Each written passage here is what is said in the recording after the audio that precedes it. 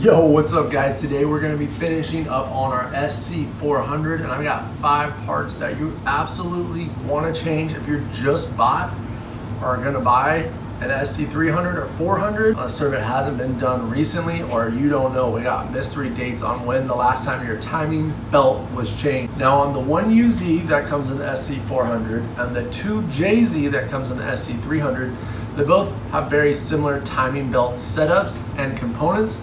So no matter which version of this car you have, I've also got 5 more parts that you should probably change while you have this thing all apart, or at least if you're paying somebody to do all this work, you should just go ahead and have this done at the same time. All right guys, what's up? This is my 1996 Lexus SC400 and we're actually doing the timing belt service on this car right now. So the first thing that we want to talk about is of course the timing belt, because that's what we're here for. We're here to replace the timing belt. This is the timing belt that we're going to be using. Now this came out of the kit. This is made in Japan belt, and this is from the ASIN timing belt kit. It's made in Japan, which I like to use made in Japan parts on my Japanese cars. We've got the markings. We got left cam over here. It's got a marking for the crank. And those are going to help us when we put it on here in a minute. Our left cam timing mark right here, so we'll line our belts up there. Timing mark right there. And then down here for our crank, we've got our timing mark right there for our crank pulley. This is out of the ASIN kit, like I said.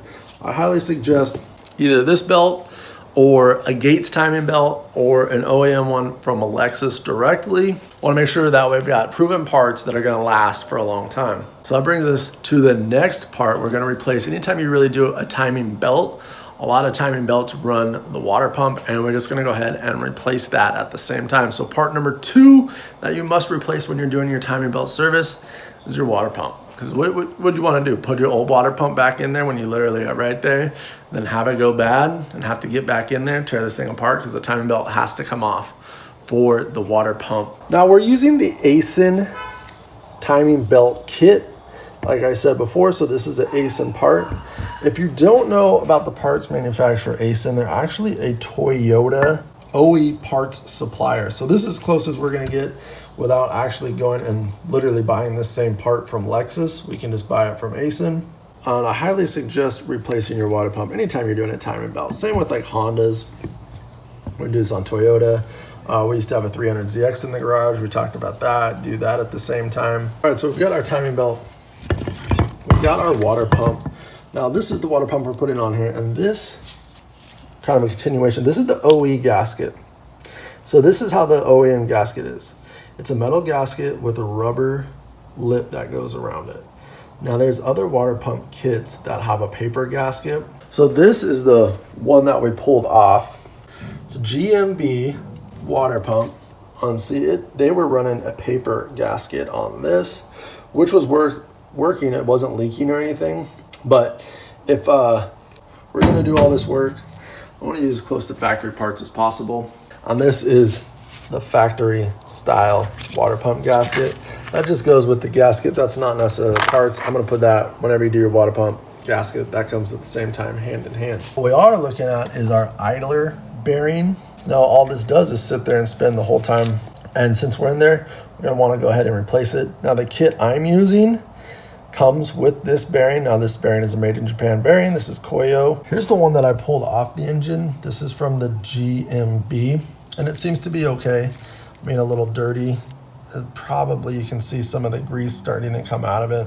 Like I wouldn't run this anymore. It looks kind of suspect, but it's not wobbling or anything. And this is the GMB. So I'm guessing they used the GMB kit, because we got the GMB water kit on the GMB pulley here.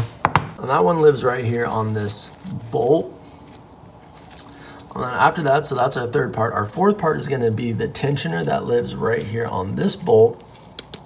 And this is what's gonna hold tension on our timing belt. So we definitely wanna replace that. And we're going with an NSK tensioner. This is another one that's made in Japan. I've actually used this ASIN timing belt kit before on a 2UZ. That worked out great. There's the one we're gonna be putting on it. Now let me show you the one I pulled off the car. So remember that timing belt failed on the car. We're in there cleaning everything up.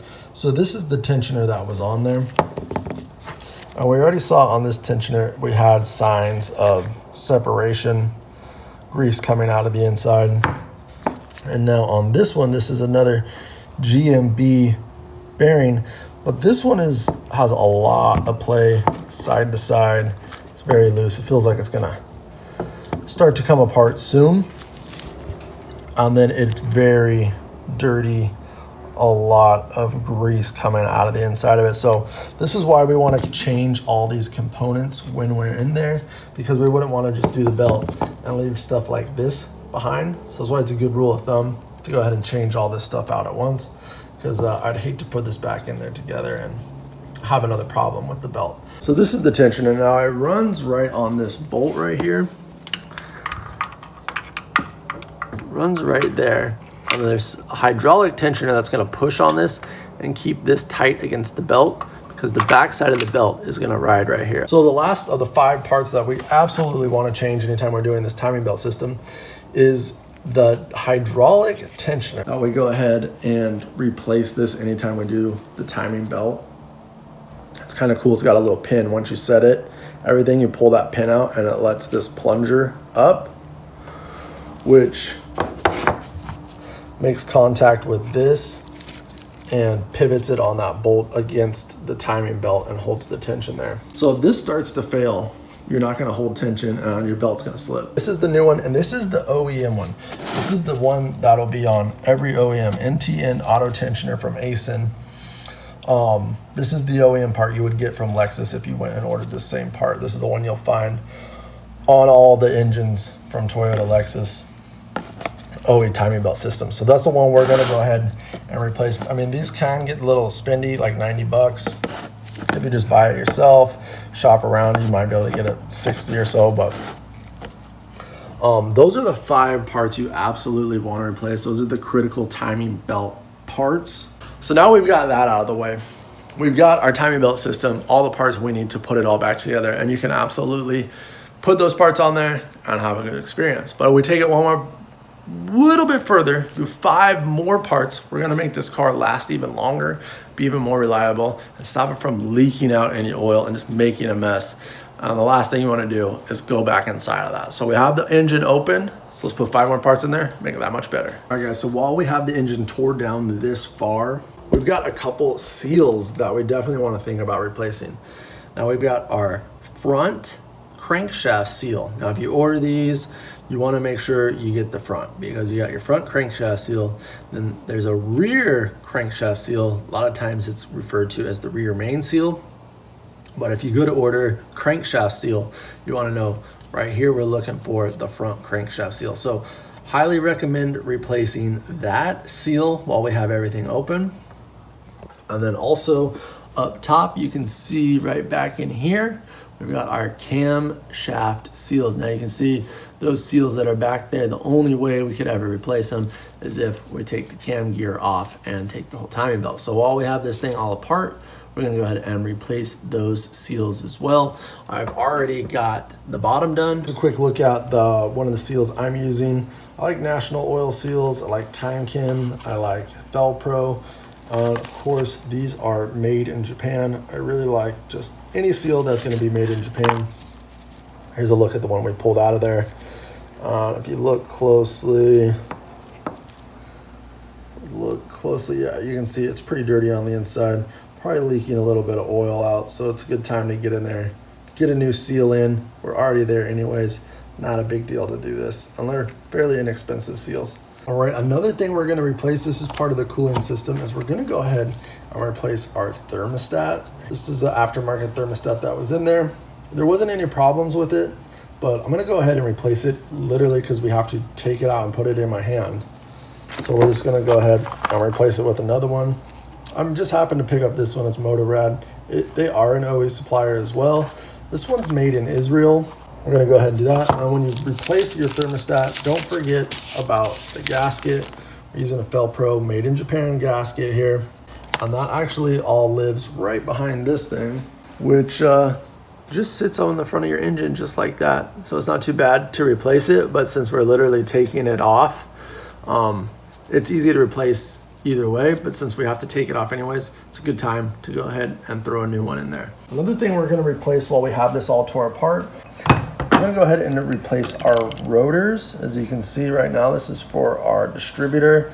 The rotor has a lot of miles on it, a lot of wear and tear, a lot of black that's gonna impede contact and make it not run as right. So since we literally have to take this off anyways, we're just gonna go ahead and change them out. So it's a good idea to order a couple of these. Now these are 1UZ specific parts. Your 2J is gonna be different than this one. As you can see, this one's already been replaced once, but we're gonna go ahead and replace both of those with brand new rotors. Then the flip side of that, this is also 1UZ specific, is our rotor caps right here. As you can see, we have to take these off and get them out of the way. They just flip up like that. But we can see in there that we've got a lot of buildup on the contact points. So this is a good time, since we literally have to take the time to take it off, we can just go ahead and change those out as well. I would highly suggest changing these out anytime you do like a tune-up, but since we're doing our timing belt right now, we'll change these out. And then on another video, we'll check our wires, and we're gonna do the valve cover gaskets and spark plugs. Then last but not least, our serpentine belt for all of our accessories, accessory belt, whatever you wanna call it. Now this is where, I might've saved a little bit, and I went with the Dayco one because it's so easy to replace if this ever did give me problems, which I don't see it giving me problems. If it does, it's so easy to replace, it's not even a big deal. Now I will say that you're probably wondering what belt was on this car when it slipped and jumped a tooth on the timing. And now I'm bringing this up now because this is the timing belt that was on there. It was a Dayco belt. Now, it wasn't ripped. It's definitely starting to crack, as you can see right here, but it didn't rip. I haven't taken the time to see if it necessarily stretched, but I definitely know that the tensioner that was on here is pretty suspect. Looking at the wear on that belt, it is possible that it started to stretch and the tensioner went bad, and that just gave it enough space to slip that one tooth, and then pretty much the car just shuts itself down. It won't run on that timing unless you disconnect one of the cam position sensors, because the cam position is off so bad. Last part, you're already in there, might as well get yourself a new serpentine belt. It goes for the SC400 and the SC300. Of course, you need to find the right belt for your car. Now this is the belt tensioner, and usually we would replace a lot of parts like this because you do have to take this thing apart to get to it and replace it, but I don't think they go bad a lot. Now luckily we can service this and we just replace this bearing, but it seems okay. It's not making any noise. We don't have any slack. Now this whole unit is like $200 for a new one of these. Usually I would put this on the list of stuff to replace, but it's so expensive that I'm gonna wait till this fails before I worry about replacing another one. That's just me. This could be something you might want to replace if you want to spend the extra money up front. Spend another 150, 200 bucks, whatever you could find this belt tensioner for, and replace that at the same time. I would highly suggest that you get an OEM one or from a manufacturer that you trust, because it is so expensive and the part is buried in here so much. This part lives right back over here somewhere. I'll have to orientate that right. It lives right back in here, and a lot of this has got to be pulled apart for you to get it. Now your timing belt system doesn't have to be pulled apart, but a lot of this stuff off the front of the engine will have to be pulled apart to get this off. So that's up to you if you want to replace that. I'm gonna continue to use that one. All right guys, well I hope this helped some of the new guys. Maybe some of the guys have done this before, but maybe haven't seen all these parts. You're gonna jump into this part. If you're new to the SC community, I welcome you. If you have any questions, hit it down in the comments below. If you got any value out of this, hit that thumbs up button. Consider subscribing. Those are some of the parts that you must replace. and 5 more parts that you probably should replace while you're in there. You guys let me know in the comments down below your thoughts. Have you done this service before? Are you gonna tackle this service? And I'll see you guys on the next one. Peace.